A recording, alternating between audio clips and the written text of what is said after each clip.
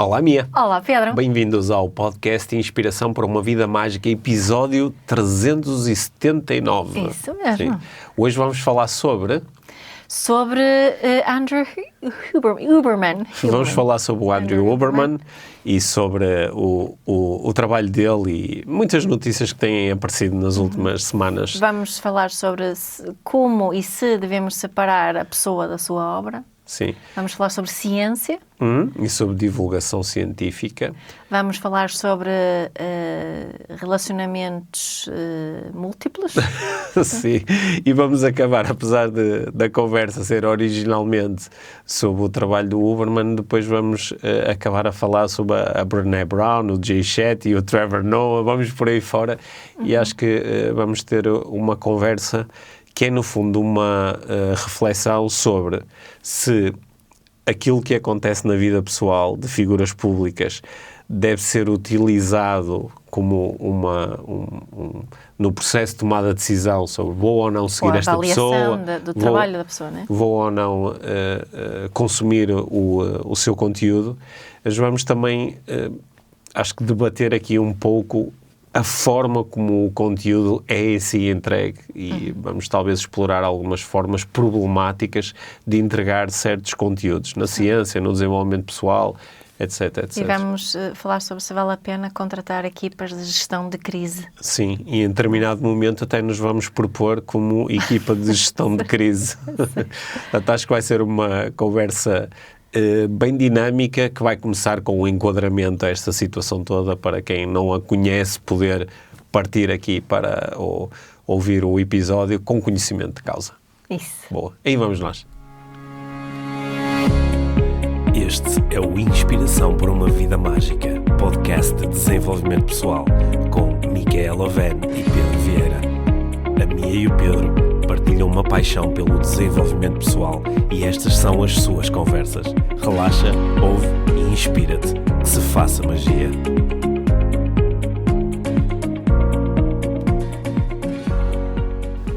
Mia, hoje quero falar contigo sobre uma pessoa em concreto. Okay? Ui.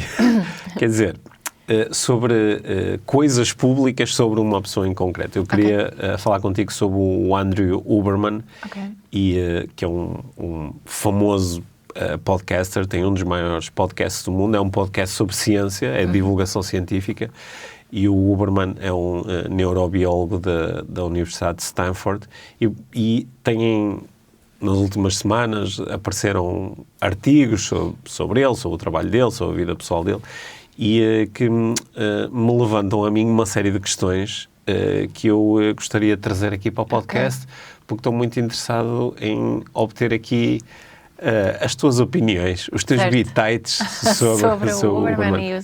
Se calhar resumias primeiro um bocadinho os acontecimentos, não? Ou não? Ou não? O que é que tu queres fazer?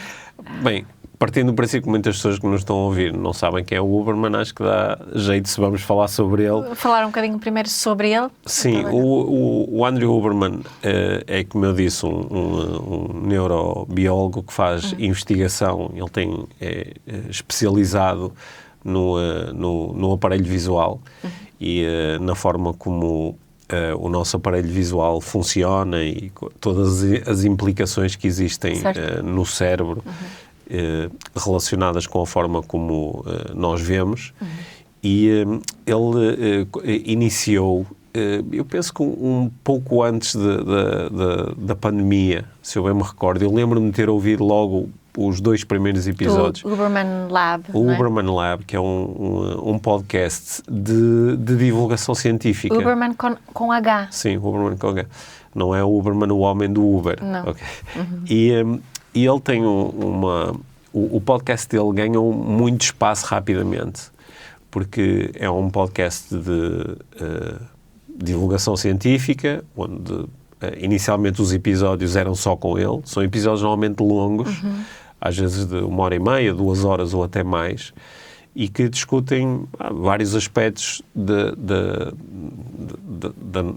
nosso corpo, da nossa neurobiologia, e que com o tempo também se foram expandindo um pouco mais até para questões do comportamento. também com entrevista e recurso a especialistas, né?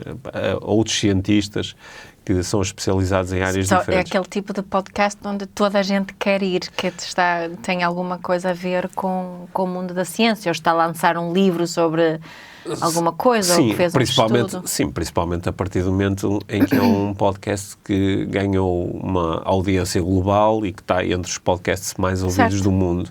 O que eu acho bastante interessante, porque é um formato longo, é um formato com muito...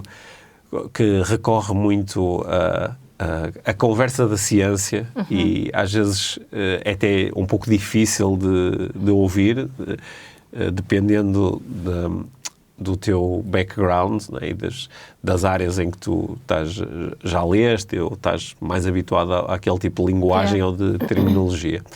Mas o Huberman depois entrou assim também naquele... no ciclo dos grandes podcasts. Exato. Em que as pessoas se convidam mutuamente e vão dando cada vez mais exposição uns aos outros. E com o tempo ele foi criando aqui também alguns anticorpos. E isso é uma das coisas sobre as quais eu queria falar contigo, mas há outra. Okay? Então, falando já das duas, ele começou a criar muitos anticorpos porque, enquanto cientista, começou a sair muito da sua área de expertise. Né? Começou a falar sobre tudo e mais alguma coisa. E quando ele com muita convicção. Com muita convicção. E recorrendo sempre a estudos que mostram isto e fazendo referências aos estudos, nas notas dos episódios, que vão ser muito longas, mas começou a atrair cada vez mais comentários de cientistas especializados noutras áreas em que ele entrava a dizer, pá, atenção que isto não é bem assim, e às vezes até a ser acusado de estar a divulgar coisas que do ponto de vista do que está cientificamente estabelecido até seriam falsas. Né? Sim, às vezes falsas e outras vezes não é bem assim tão provado como isso, não é? Ou, ok, isso até está provado, mas foi num estudo com ratos, não com pessoas, e parece que te esqueceste de dizer isto. E, portanto, começou a haver um movimento muito grande que eu não sei se é um movimento que seria inevitável, porque sempre que tu começas a ganhar muita exposição vais atrair contra-movimentos, não é? Claro. Então, era uma das coisas que eu queria explorar contigo. Mas depois, em cima disso, nas últimas semanas surgiu um grande artigo numa revista de referência americana, onde se falava muito sobre a vida pessoal do Andrew Huberman e com uma série de referências a comportamentos no domínio também dos relacionamentos profissionais e também dos relacionamentos pessoais. E, nomeadamente, foi muito exposta a situação que ele viveu durante alguns anos, em que, aparentemente, ele tinha uma quantidade grande de relações. 6, pelo menos, as que apareceram as das pessoas. Ao mesmo tempo, que não sabiam uma da outra. Sim, ou seja, ele tinha uma série de relações exclusivas, que eram exclusivas para a outra pessoa que estava com ele, mas não para ele. Portanto, ele praticava, assim, uma... espécie de poligamia às escondidas. Às escondidas, sim. E muitas pessoas ficaram até altamente impressionadas com como é que tu consegues manter uma série de relações ao mesmo tempo às escondidas. Tens que ser muito bom a fazer malabarismo, não é? Ele estudou a ciência de como fazê-lo antes. Ele estudou a ciência, sim. Mas isto até... o artigo levantava uma série de questões importantes, como o facto de ele ter criado a ilusão nas outras pessoas de que estavam a viver uma relação exclusiva com ele, permitia, por exemplo, que fizessem sexo sem proteção, porque as pessoas achavam que era o seu único parceiro. Sim. E isto provavelmente, segundo os relatos das mulheres que estavam envolvidas, até terá implicado até mesmo a transmissão de doenças. Okay? Mas, portanto, eu queria falar... São dois assuntos. São dois assuntos aparentemente diferentes. Um tem a ver com... quando tu começas a ganhar muita exposição, se é inevitável atrair estes contramovimentos e o que é que isto realmente quer dizer. E outro tem a ver com quando tu estás a ganhar exposição, por exemplo, numa área de divulgação científica ou em qualquer área que seja, se é legítimo nós depois começarmos a avaliar aquilo que tu fazes e dizes à luz de comportamentos que tens noutras áreas que aparentemente não estão relacionadas. É aquela velha questão de separar a pessoa da sua obra, não é? Certo, isso. Pois. Neste caso, queres falar também da obra? Sim, queria falar das duas coisas. Das duas coisas. Comenta como quiseres. Aquilo que te apetecer mais dizer agora. Sim. Eu, pessoalmente, nunca fui grande fã do Huberman. Quero esclarecer isso. Conheço muita gente que é muito fã do Huberman. Que devora mesmo os episódios todos e que é muito, muito, muito influenciada pelas propostas que ele faz, não é? Ele é um homem dos protocolos, não é? Acho que não... É assim, uma palavra que eu associo muito ao Huberman é os protocolos disto, os protocolos do frio, os protocolos da respiração, o protocolo do sono, o protocolo de exercício, o protocolo de exposição solar, assim, muitos protocolos. E eu tenho um problema com isso. O protocolo da cafeína. O protocolo da cafeína. E eu tenho um problema com isso. Pessoal, que para mim tem mesmo é como se eu estivesse a divulgar um protocolo da parentalidade. Este é o protocolo da parentalidade consciente. Não me faz sentido porque somos todos únicos, temos vidas únicas, vivemos contextos únicos, e um protocolo supõe que eu vou fazer de acordo com o protocolo, não é? E que vou ter os benefícios positivos sobre isso. E essa ideia de vender, o que eu acho que ele fez muito foi vender isto como se fosse com muitas garantias, não é? E com esta ciência toda, alguma mais válida do que outra, por detrás. E eu quando falo sobre mindfulness, por exemplo, tenho sempre muito cuidado quando falo sobre a ciência, porque efetivamente existe muita ciência à volta do mindfulness. E existe alguns protocolos de práticas de mindfulness que foram os que foram estudados também, não é? Como a MBSR e a MBCT. E podemos efetivamente, algumas críticas têm sido feitas, mas podemos dizer que a prática de mindfulness tem estes benefícios. Só que o que eu acho que é importante percebermos e que eu gostava que pessoas como o Huberman fizessem mais era falar sempre que só porque há ciência que demonstra isso, só porque há ciência que tem este resultado, não quer dizer que tu as vais ter. Não é? Nós não sabemos. Não é? Podes explorar e experimentar e talvez vais querer fazer umas adaptações, mas o mais importante aqui para mim é essa, não só a responsabilização pessoal, como também o empoderamento pessoal. E acho que falha muito neste contexto, quando falamos disso da forma como que ele tem feito. Para mim não é honesto, embora mesmo não é honesto só porque há ciência. Não é? Eu não sei se faz sentido para ti o que estou a dizer. Mas quando tu recorres a ciência para dar suporte a um protocolo, mesmo o estudo que dá força ao protocolo não te diz isto funciona 100% das vezes. Exato.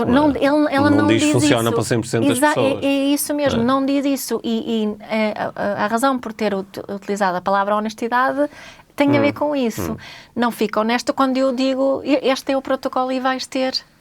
Será que aqui também tem um peso a ditadura do algoritmo, que é quando tu chegas às redes sociais e dizes, olha, há um estudo que parece indicar que para algumas pessoas isto poderá ser... É uma linguagem tão evasiva que parece que tu vais ser muito mais beneficiada, a tua mensagem vai chegar a mais pessoas se tu disseres, faz isto e vais ter este resultado. E a ciência diz... E a ciência diz para fazer isto. E isso é uma frase que nós também utilizamos às vezes e talvez devêssemos utilizar esta frase com mais cuidado ainda, não é? A ciência demonstra que, a ciência diz que quando eu vou, não é, como vou muitas vezes... por exemplo, em relação a estudos sobre a palmada, toda a gente sabe que eu sou super contra a palmada.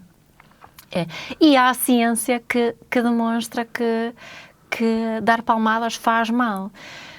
Faz mal ou pode fazer mal? Há umas que mostram assim, tipo, faz mal. Há outras que mostram, se calhar não faz assim tão mal. Depois depende, porque isto é difícil estudar, não é? Palmada como? O que é que... sim, claro. Não é? Todos os detalhes no estudo. O que podemos concluir é que não sabemos, não é? E que podemos concluir que em alguns casos faz mal e há casos em que se calhar não faz assim tão mal. Agora, como é que eu vou tomar a minha decisão? Por não ter garantias de que não faça mal, posso escolher não fazê-lo. Mas não seria, para mim, dava-me imenso jeito estar sempre a dizer que não, a ciência demonstra claramente que dar palmadas faz mal. Sim. E esta minha discussão fica muito mais complexa por eu não poder só afirmar isso. Pronto, fazes só a afirmação. Faço só a afirmação e já está. Não preciso de me... nem eu, quando aceito isso, o protocolo é não se dá palmadas. Ou alguém podia ser o protocolo é dar-se palmadas. Para quem recebe o protocolo é mais fácil, não é? Claro tipo, que é. O Huberman disse que tem que apanhar sol dos primeiros 30 minutos que estou acordado, portanto isso vai fazer, não, por isso vou fazer isso. Não tenho que pensar mais, não tenho que pensar sobre mim. Não é? Não tenho que conectar comigo e se isso faz sentido para mim, não é? O meu contexto. Quando se faz essas afirmações muito fechadas, não é? É assim. Eu acho que o algoritmo vai-te beneficiar de duas formas, que é, por um lado, pessoas que recebem isso e dizem, ok, tenho aqui a instrução e, portanto, agora vou seguir e vou partilhar isto e vou dizer que é espetacular. E também tens algumas pessoas que se vão revoltar contra o protocolo. E o algoritmo também te vai beneficiar, porque de repente há pessoas a dizer isto é estúpido ou não concordo. Enquanto quando tu és... És moderado e muitas vezes o ser moderado equivale a ser intelectualmente honesto, que é, eu não posso fazer esta afirmação desta forma. Por um lado não geras tantos anticorpos, não há tantas pessoas a dizer, ok, eu não concordo, mas também isto é só uma possibilidade, e também não tens tantas pessoas a irem atrás de ti porque não receberam aquele chamamento assim fechado. Não houve nem um ressoar, nem uma repulsa, não é? É um bocadinho essa polaridade, não é? Sim. Que alimenta o algoritmo. Promoveste aqui uma imagem muito parva no meu lado, que foi um estudo científico sobre a palmada, em que se chamam as pessoas que vão participar e dizem, olha, nós temos um grupo de controlo em que não se dá palmadas, e temos outro grupo em que se dá palmadas. Em qual é que é participar? Atenção, que para dar palmadas tem que ser 2 vezes por dia, com uma intensidade moderada, alternando as nádegas. Que parvoíce. Sim, não, mas é realmente muito difícil estudar e temos que pensar em coisas além daquilo que a ciência valida, não é? Porque a validade científica não quer dizer que funciona em 100% dos casos, não é? Para dizer que uma coisa está validada ou não precisa de ser a 100, não é? Sim. Olha, eu durante algum tempo ouvi, não todos, mas ouvi muitos episódios do podcast do Huberman, e sobretudo os primeiros, que eram sobre a biologia. Sim, os gostavas muito, não é? Sim, por exemplo, o episódio que ele tem, onde ele te explica assim detalhadamente como imagino que faça nas aulas dele o funcionamento do sistema nervoso, ou coisas mesmo muito interessantes. Sabes quando é que eu desliguei? É engraçado, porque acho que só agora é que estou assim a ter este insight. Eu desliguei quando ele fez assim uns episódios consecutivos onde falou de coisas onde eu me sinto mais à vontade para avaliar ou comentar. Falou sobre motivação, falou sobre objetivos. E algumas coisas não fizeram sentido. Não fizeram sentido porque ele estava a dar suporte às afirmações que estava a fazer em certos estudos, e conhecendo os estudos, digo, pá, isto é muito forçado fazer esta extrapolação. É muito forçado afirmar isto. E, aliás, consigo dar aqui já, de cabeça, saltam-me já 10 exemplos práticos de pessoas com quem eu trabalhei e para quem isto não só não funciona, como seria contraproducente. E começou a ser estranho, dizer, não é? E estes protocolos, eu sei que não funcionam para a maior parte das pessoas, mas estão a ser apresentados de uma forma que podem induzir alguém a ir atrás do protocolo. E isto tem consequências. Porque tu ires atrás de um protocolo sobre, olha, é isto que deves fazer em relação aos teus objetivos, pode ter consequências, não é? Aí ele entrou mais nos sítios onde eu vejo a meterem-se alguns dos nossos colegas no mundo do desenvolvimento pessoal ou alguns dos meus colegas na área do coaching, onde começam a dar muitas dicas, muitas estratégias, muitos protocolos, que sem o asterisco de, olha, isto é uma coisa que tende a funcionar, ou isto é uma coisa que tende a ser útil a explorar como uma possível estratégia, mas sempre com a calma de observar, de sentir e de ir avaliando para perceber se faz sentido continuar ou se é mais interessante seguir outra estratégia. Só que este asterisco acho que é o que muitas vezes tira força à mensagem. E eu acho que é por isso que há muitas pessoas que em determinada altura decidem ignorar o asterisco. Não é?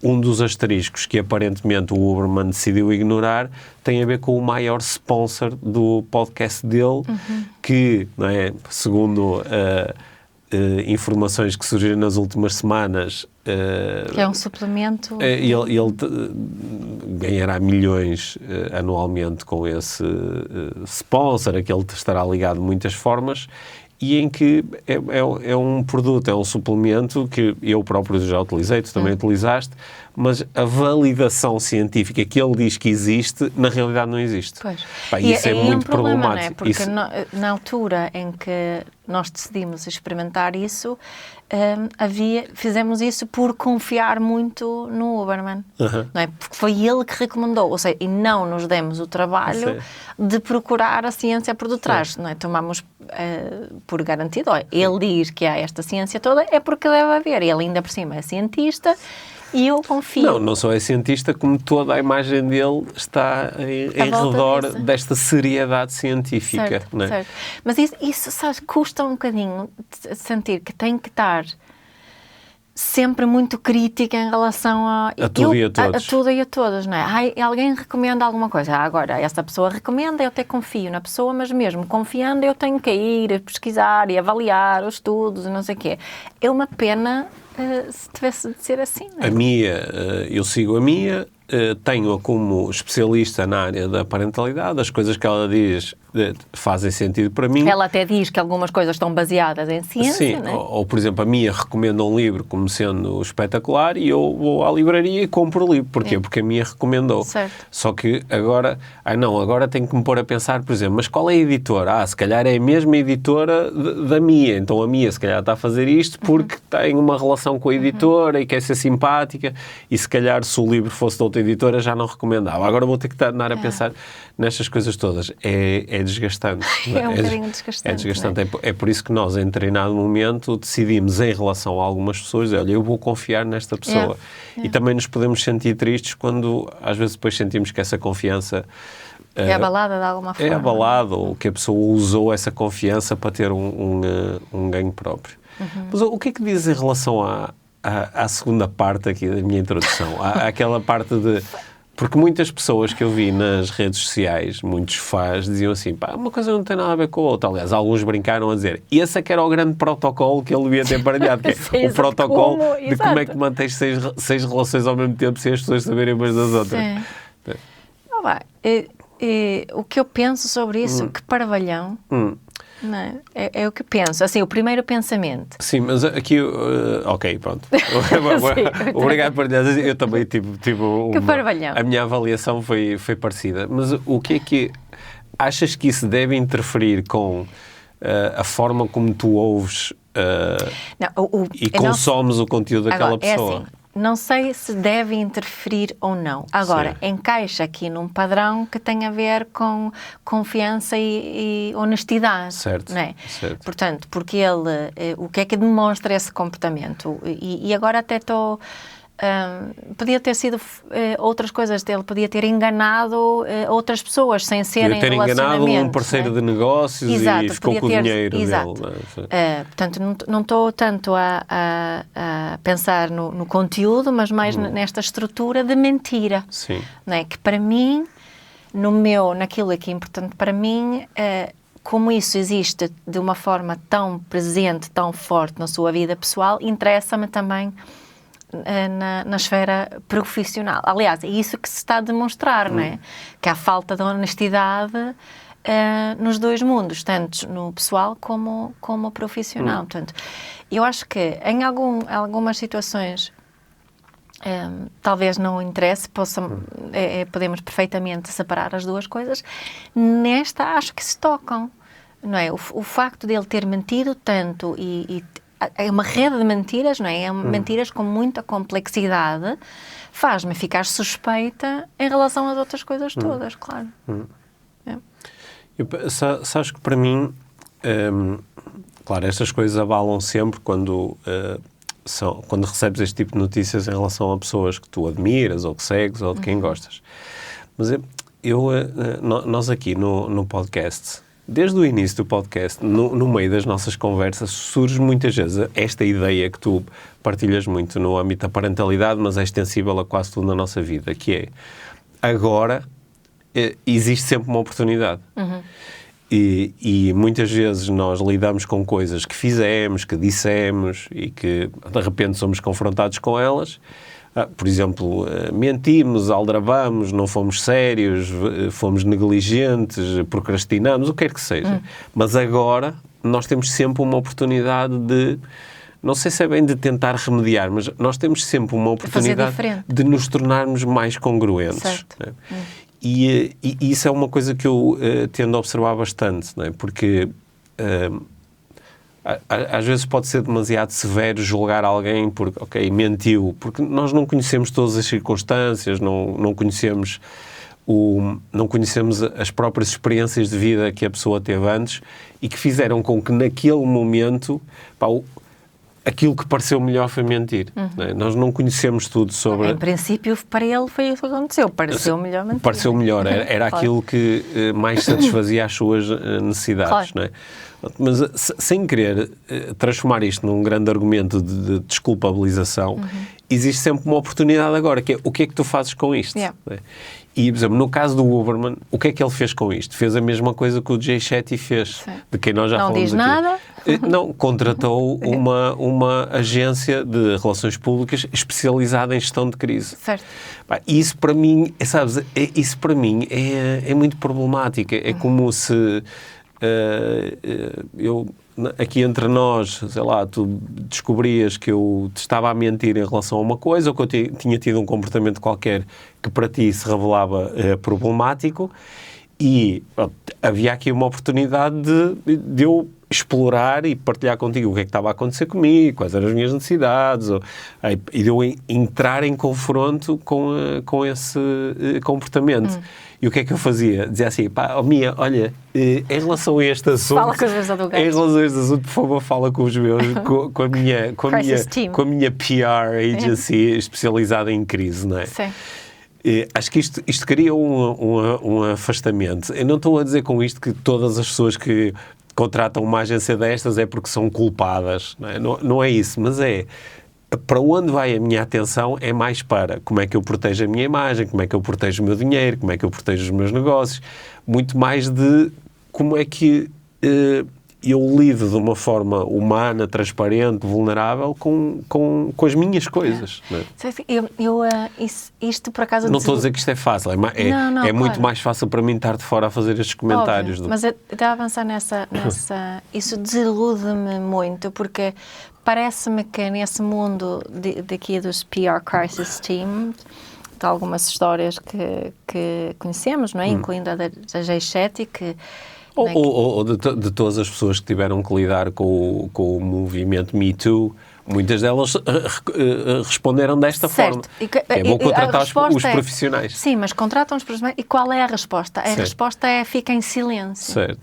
Não é? Não digas nada. Não diga. A resposta, normalmente, estas agências estão especializadas em proteger-te juridicamente. Certo. E quando dás respostas, são respostas muito... Não tenho conhecimento disso, não vejo essa forma assim, e por aí fora. Isso gostava de ver assim, outra estratégia de crise e ver o que acontecia. Fico curiosa com isso. O que é que acontecia se o Huberman agora escolhesse falar sobre esta situação destas 6 mulheres, ou não sei se são mais ou não, e de falar mesmo sobre isso. Se calhar saía daí depois o protocolo. Ele disse uma oportunidade de negócio, talvez. Não é? Mas tem o mesmo o Jay Shetty, não é? Que foi acusado de plagiarismo E agora voltou, não é? Recentemente houve outro artigo sobre ele e se fala disso outra vez. Com mais intensidade, que além do plagiarismo também está a ser acusado de ter inventado uma parte da sua narrativa, de como é que ele chegou até monge, se foi realmente monge, Exato. etc. Sim, etc. sim, o facto pertenceu ao movimento Hare Krishna, na realidade, não é? Mas o que é interessante ali, em relação a ele, são as outras pessoas todas, muito conhecidas, de alguma forma ligadas a ele, que também... não é? Porque o Jay Shetty, lá está, é outro que tem um podcast enorme, onde toda a gente aparece, mas também este silêncio, não vamos falar sobre isso. Acho isso interessante, fico um bocadinho triste e fico curiosa em relação a como é que seria se falasse efetivamente sobre isso. E imagino eu que a estratégia é o silêncio, porque de acordo com essas pessoas que sabem muito sobre isso é a melhor estratégia, se tu te queres... Porque é silêncio, mas as pessoas não desaparecem, isso também é interessante, não é? Continuam como se nada tivesse acontecido. Nesse sentido, eu acho que aprecio muito mais, por exemplo, o que aconteceu com a Brené Brown, que foi por causa da área de influência dela, né, de ser uma das autoras mais influentes no mundo, nas áreas em que ela trabalha, né, da vergonha, do lidar com a imperfeição. Né, ela foi muito pressionada a falar publicamente sobre a situação na Palestina. Certo. E ela durante muito tempo não o fez, mas depois acabou por... E correu um bocadinho mal. E correu mal no sentido em que ela teve imensas pessoas a ficarem muito desiludidas. Só que... E depois ela fez uma grande resposta, o que fez com que muitas pessoas ficassem outra vez desiludidas. Um bocadinho melhor, mas mesmo assim... Só que há uma coisa aí que eu acho que eu aprecio. É louvável, que é... Ela não fez simplesmente de conta, não ficou calada, não ignorou, não é? Pessoas como, por exemplo, o Trevor Noah ou o Russell Brand estão há 6 meses a fazer de conta que não está a acontecer nada e não têm nada que falar sobre isso, certo. Apesar de falarem sobre tudo e mais alguma coisa que está a acontecer no mundo inteiro. Não é? E que têm sido conhecidos por fazer isso mesmo. Claro que eu também me estou a meter aqui num território que é, então, agora pessoas que ouvem o nosso podcast, não é? Também podem nos mandar uma mensagem a dizer, então, mas porquê é que vocês não falam sobre esta situação ou aquela situação? Não é? E nós até podemos dizer, mas o nosso podcast não é bem sobre isto. Não é?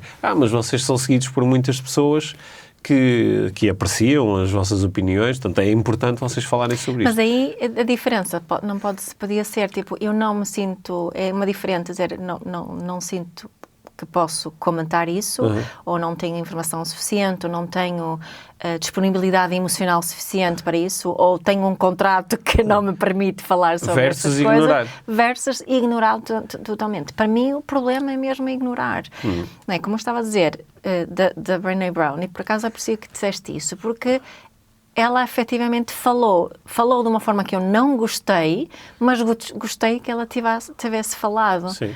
Não é? E não, a minha expectativa talvez não tivesse sido assim tão diferente, mas falou, e acho que isso é isso que eu gostava de alguma forma, e acho que tem a ver com essa ideia da minha necessidade de poder confiar. Porque isso, por exemplo, o Trevor Noah está a mexer imenso comigo dele não estar a dizer nada sobre isso. Mas pronto. Sim, eu quando vi o último especial dele no Netflix, eu pela primeira vez não achei muita piada ao Trevor Noah, e depois estava a fazer aqui o meu exame de consciência e não consegui chegar a uma conclusão, porque eu estava a questionar-me. Eu não achei tanta piada porque simplesmente os textos não eram para mim, não ressoavam tanto como engraçados, ou estou a levar, ou este filtro está aqui demasiado ativo e eu comecei a criar um certo distanciamento, sabes?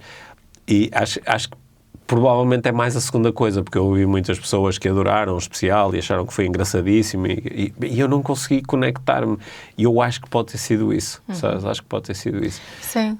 Porque eu acho que assim, a minha alucinação é que ele não pode estar a falar sobre isso por causa de dinheiro, provavelmente, ou contrato, ou qualquer coisa. mas será que não pode dizer, olha, eu sei que gostavam que eu falasse e não sou capaz? Não, certo. Ele ia levar backlash na mesma, mas ia ser diferente do que está a acontecer com essa total silêncio. Mas então, agora pronto, nós de repente até começamos a falar aqui de uma série de pessoas públicas, à escala mundial, né? Que tem sim, o Brené Brown, o tema é muito diferente do Uberman. Sim, é muito diferente, mas são pessoas que têm milhões de seguidores, que são muito influentes e são muito ouvidas, independentemente da sua área de especialidade. Mas parece que os comentários, não é, que eu estou aqui a apanhar da tua parte, são um pouco de... mesmo que algumas das notícias ou reparos que acontecem são sobre a vida pessoal ou sobre o facto da pessoa ter falado sobre isto ou não ter falado com aquilo, e isso não ter uma ligação direta com o trabalho que a pessoa faz, há uma relação indireta. E essa relação indireta tem a ver com o trabalho está sempre a ser entregue por uma pessoa. Certo. E quando nós associamos certas características a essa pessoa, também nos relacionamos de forma diferente com o conteúdo. É isso? Sim. E às vezes isso que se calhar pode ser, possa ser injusto, não é? Pela forma que... É engraçado, não é? Alguém que como a Brené Brown, como estavas a dizer esse exemplo, alguém cujo trabalho eu tenho apreciado imenso, tenho mencionado nos meus livros e contribuiu imenso para as minhas aprendizagens. Também, quanto mais a seguia, quanto mais a ouvia, depois começou a haver assim coisinhas que depois fez com que não tivesse essa surpresa agora nesta situação. E eu tenho mesmo de me focar, de me lembrar que ela ofereceu muitas coisas boas. Sim. Muitas mesmo. E tenho assim... É como se tivesse uma expectativa em relação a ela que não é mesmo nada justa. Ela é tão humana como eu, mas assim, eu era super fã dela, não é? Tal como outras pessoas também devem ser super fãs do Uberman. E parece que nestes casos acontecem uma de duas coisas. Ou defendemos muito essa pessoa, não, que ela é só, não é? Tens que perceber que isto é a vida pessoal do Uberman, não tem nada a ver com o trabalho que ele tem feito. Ou tornámos-nos totalmente contra. Não, nunca mais ouço o Uberman. E a pergunta aí é o que é que... Tu é que costumas dizer isso, que nunca há só duas opções, não é? Que outras opções é que há? Ou seja, estás a propor que não há um protocolo para isto. Sabes que na realidade americana, por exemplo, hoje, neste momento em que está a ganhar muita força e muito espaço as eleições presidenciais que vão acontecer no final do ano, neste momento, independentemente da tua área de expertise e do teu trabalho, se tu te manifestas publicamente a favor de um candidato ou de outro candidato, isso parece que há ali uma parte substancial das pessoas que dizem eu não te posso ouvir mais. Né? Que é eu acompanho a minha fala sobre parentalidade consciente, acho super inspirador. A minha disse que votava de Joe Biden, então há uma parte da tua audiência que desaparece. Ou se dizes que votas no Donald Trump, uma parte desaparece.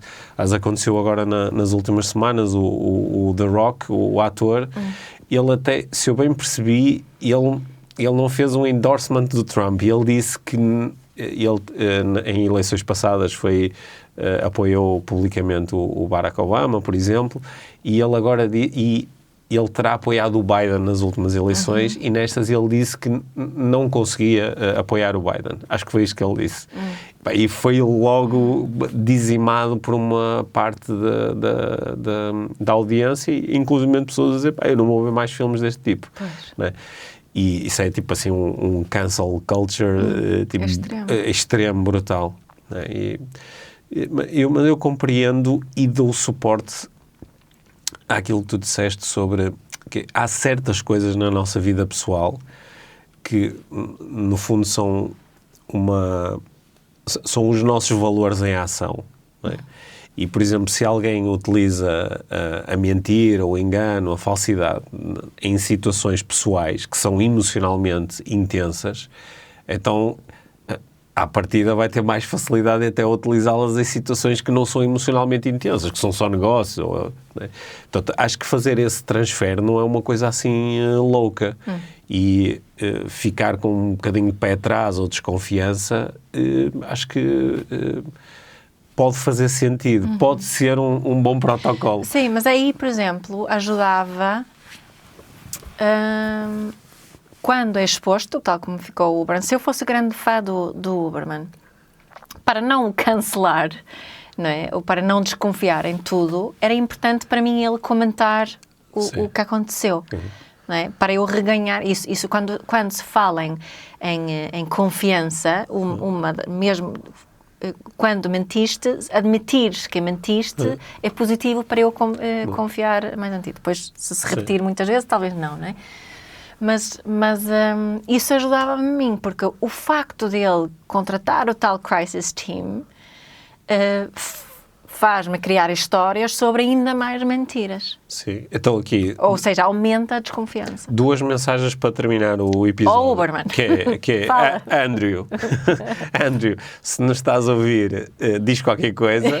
E... segunda coisa, se vais contratar um Crisis Team, contrata antes o Pedro e a Mia, que te vão convidar a tu lidares de uma forma provavelmente mais vulnerável, mas, e provavelmente mais dura. Eu acho mesmo que eles têm assim, uma intenção de contribuir para o bem, não é? Sim.